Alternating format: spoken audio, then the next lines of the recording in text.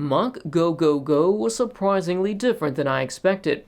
I think it's something about the car, or maybe a lifetime of hearing the title Speed Racer, which made me expect an actual racing anime. But instead, our protagonist is just as much of an action hero. The story follows Go Mifune, an aspiring pro racer restricted by his father's belief that it's too dangerous, yet he lets his 17-year-old son drive the prototype race car on the track and as his daily driver. I guess you can never be too safe. After all, you never know when you'll encounter giant gorillas throwing boulders around, so you may as well come prepared with jumping feet and circular saws. I suppose the dangers of racing are less of a concern to his father than the threat of Go ending up like his brother. No, he didn't die in a car accident. The answer is far worse. His brother rebelled against the family to become their latex-wearing stalker. Holidays at the Mifune household probably look like this. Go's family sitting around a table filled with food and his brother peeking through the window, talking to himself about the hardships his little bro will eventually face. I don't know what they're going for here, but he's pretty creepy. I am also starting to believe the Mifune family is so embarrassed by his personality change that they collectively feign ignorance of his identity. I mean, seriously, he's wearing his family logo on his chest. How much more obvious could you be? Although his brother's a bit on the strange side, he fits in with most of the characters, such as Go's girlfriend Michi. She's violently possessive to the extent she doesn't want anyone near him. Plus, his dad has his own random outbursts of anger. He berates Go, but then quietly contradicts himself by taking pride in his son for the same actions. How confused were the Japanese kids watching this? If your dad screams at you, does that mean you're doing what he wants? Is your girlfriend supposed to isolate you from everyone and slap you across the face? And is your brother...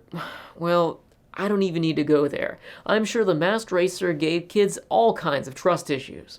These are prime examples of how awkward Speed Racer is. I suppose it's a product of its time, but it's so abstract that it's become a comedic goldmine by today's standards. Even the visuals are laughable, which is ironic because it's one of the best-looking TV anime at that point.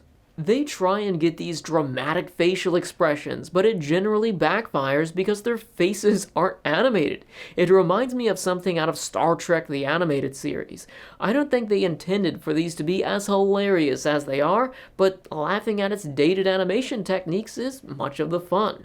Many of these episodes have underlying morals to be lost in all of the absurdity. One of my favorite one-off episodes involves a man who forbids his daughter from driving after losing his son in a car accident. His hatred for vehicles runs so deep that he rides a horse instead. I nearly spat popcorn across the room when he began hitting the Mach 5 with a bullwhip. What is this, vehicular S&M? I think Speed Racer is an enjoyable anime if you have the right mindset, because I didn't for much of the anime. I found myself frustrated with how little the plot progressed. You could honestly skip from episode 11 to 51 without noticing any difference, though I don't recommend that you do. Although its overarching story leaves much to be desired, its episodic content is paced much better, with many segments containing 2 episodes, some of which are so bizarre that you'll need those 2 episodes to take it all in. For example, one time Go and Michi uncover a scheme where an archaeologist manipulates his amnesiac partner into believing she's Cleopatra so that he can find an ancient Egyptian treasure. It's such a convoluted plan that he's even got goons in costumes, slaves, and everything. If you think that's strange, it gets worse.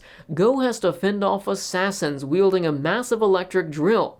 It takes a real man to knowingly risk a gruesome death instead of stepping back 5 feet to safety.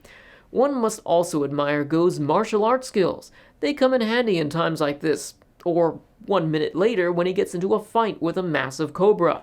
Every episode is filled with these oddities, and the racing is even stranger. Who needs roads? They're for beginners. Experts race across tightropes. And if that's not extreme enough, Go even races while blinded, only using the sounds of other cars for navigation.